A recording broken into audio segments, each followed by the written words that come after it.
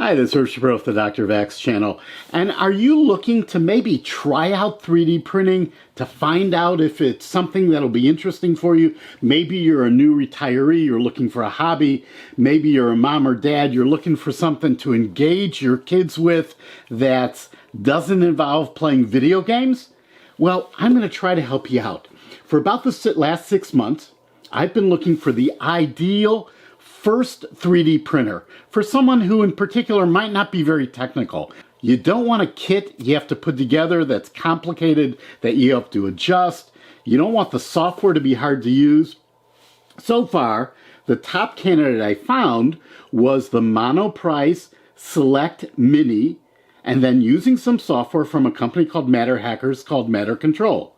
Today I'm going to try another alternative, and it's another Monoprice printer. They seem to specialize in already assembled printers. A lot of the low-end printers come in kits.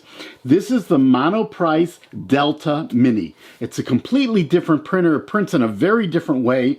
It's about $170, including your first roll of filament, which is worth $15 or $20. So it's really quite a bargain. So stay tuned and let's learn something together.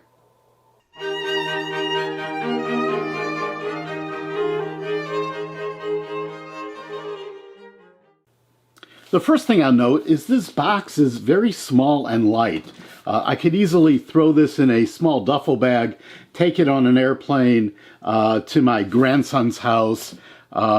It's easy to move around. I'm going to save this box. Now it did come together with a roll of filament in a larger box, but I don't need to keep those together. So let's open this up and see what's inside. So on the top, there is a small box.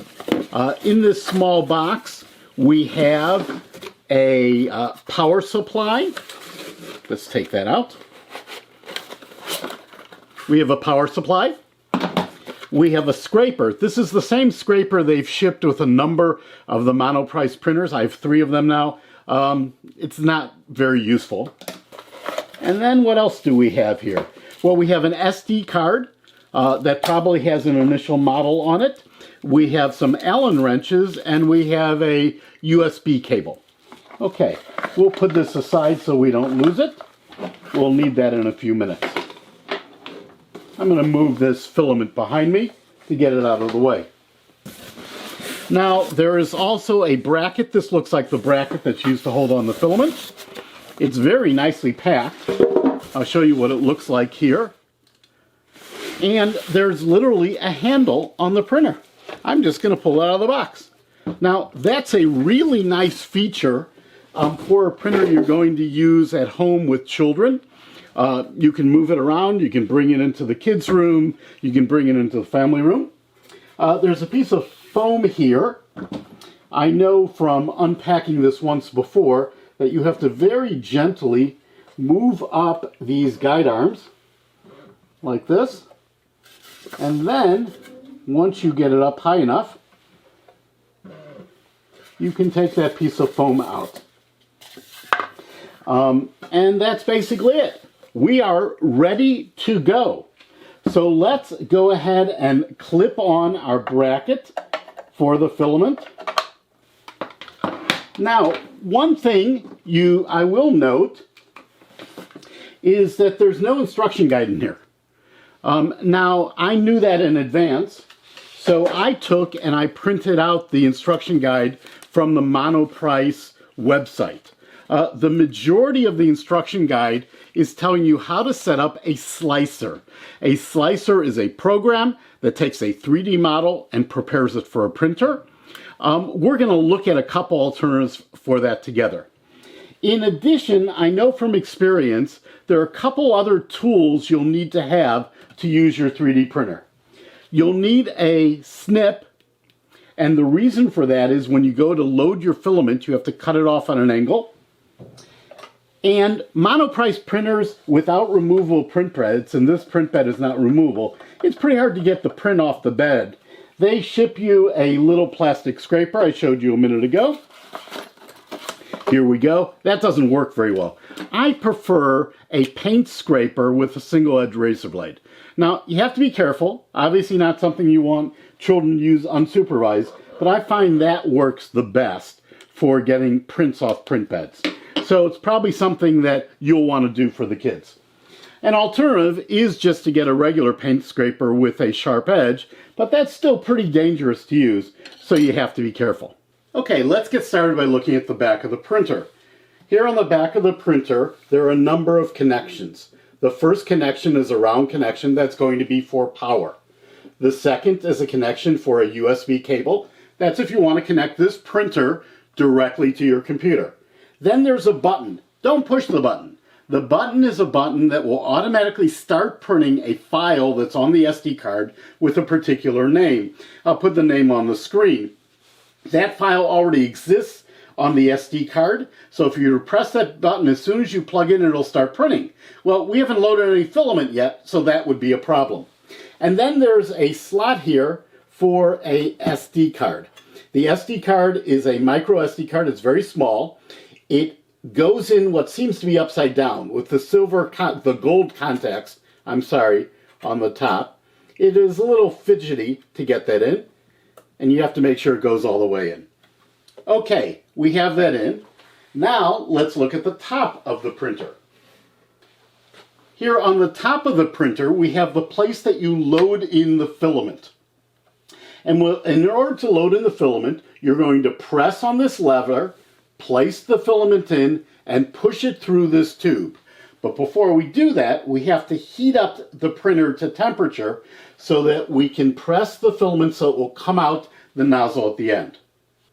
Okay, we've turned around the printer. I'm going to plug it in, and you can watch the front panel come on. There is no separate on-off control on this printer. Now, the first thing we need to do is understand how to use the front panel. There are 3 buttons here. The button on the top moves to the left. The button on the bottom moves to the right. We're going to go to the middle position. We're going to select preheat. Let's select that to about 210 degrees, 215 degrees. Then we will press the middle button to start it preheating. It's showing us the target temperature of 210 and the temperature it's currently at. When it comes up to temperature, we will load our filament. Okay, this is the filament that came with the printer. I'm going to put that on the reel on the back, but first, while it's coming up to temperature, I'm going to take and cut the filament at an angle so it has a point that will make it easier to load the filament. So I'm going to depress this lever and then load the filament into the hole on the side. Depress the lever and press the filament through, and just keep pressing it through until it gets a little bit of resistance. I have to continue to press down on that filament. And now, once it hits the end, if I press it slightly, I should see the filament coming out the end of the extruder. So on the SD card, you will find an initial file. I'll put the name here on the screen. We're going to go back to the front panel. We're going to select the option to print. We're going to scroll down to that file name, and then we will come back after our first print is complete. Okay, we're back. This is in fact the 3rd time that I've shot this segment. And listen for the whole segment and you'll understand why. Using this printer wasn't quite as simple as I would like. The unboxing was very, very simple. Setup was trivial. 5 minutes. You take it out of the box, you plug it in, and it works. The very first print I made was of the cat that was on the SD card. This printed beautifully the second time. The first time, it came loose right in the beginning. And so I cleaned the sheet, the PEI sheet that's on the Monoprice printer. I cleaned it with alcohol, specifically with isopropyl 91% alcohol. And I increased the heat bread to about 55 degrees, and it printed beautifully. This is a beautiful print. Next, I went to print using Cura. Unfortunately, the version of Cura that's on the SD card is old, and in addition to being old, it doesn't actually have a profile built in. If you go through the manual, it tells you to install the copy of Cura. You can get a newer version from the web, and then basically manually enter the parameters for the profile. Tedious at best. So since I was going to have to do that anyways, I did use Cura version 4. My initial prints were mediocre. But then I found there's a website dedicated to the Monoprice Delta Mini. I will link that in the description. And on that website, they have a recommended start G-code. That's the code that's sent to your printer at the beginning of every print. And it's different than what's in the manual. So I used the modified G-code, and there are instructions there for how to lower the print head a little bit so it's closer to the print bed. So I did that. Neither of those are something someone who's never used a 3D printer would probably be comfortable doing. But I did that, and the end result was I printed a really beautiful Benji. I printed a wonderful vase in vase mode, and I very successfully printed a calibration cat. So after spending a bit of time setting up Cura properly, I was able to get great prints off this printer. But maybe that defeats the purpose. Because if the goal of this printer is to have something for brand new users, and you have to manually enter in all the parameters for Cura, that was disappointing. I really expected that the version of Cura on the SD card would be fully set up. In my case, it wasn't. And more importantly, there's no option at all for a Mac user. So you'd be on your own anyways. So what's my conclusion? My conclusion is I really wanted to love this printer. I like the handle on the top. It's small, it's compact. Because the electronics is fully enclosed, the power supply is a brick, it's very safe for kids. I wanted to really, really like this printer. As of right now, it's okay.